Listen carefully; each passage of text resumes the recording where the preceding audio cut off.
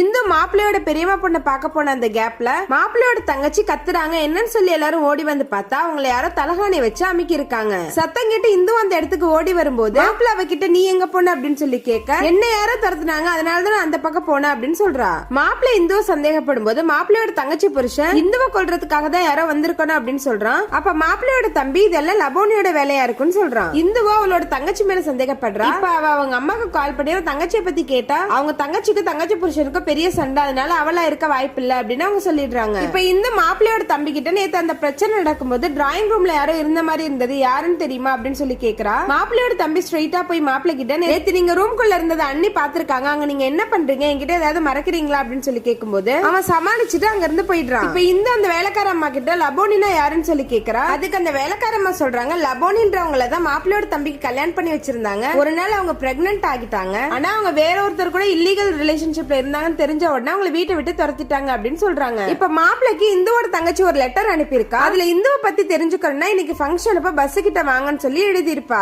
இவனும் அன்னைக்கு night bus கிட்ட போறான். பஸ்ஸுக்குள்ள போய் பார்த்தா ஒரு இன்விடேஷன் இருக்கு. அதை ஓபன் பண்ணி பார்த்தா அது இந்துவோட ஃபர்ஸ்ட் மேரேஜ் இன்விடேஷனா இருக்கும். அதை பார்த்த உடனே மாப்பிள்ளை டென்ஷன் ஆகி நேரா இந்து கிட்ட வந்து சண்டை போடுறான். ஆல்ரெடி கல்யாணமான உடனே என் தலையில கட்டி வச்சுட்டாங்க, இது ரொம்ப கேவலமான குடும்பம் அப்படின்னு சொல்லி இந்துவை திட்டிட்டு மாப்பிள்ளைக்கார அங்க இருந்து வெளியே போறான். இதை பார்த்த மாப்பிள்ளையோட தம்பி அந்த இன்விடேஷன் வாங்கி அதுல இருக்க கையெழுத்த பாக்குறான். அதை பார்த்த உடனே இது லபோனியோட கையெழுத்துன்னு சொல்றான். அதை கேட்டு இந்துவும் ஷாக் ஆகி பாக்குறா.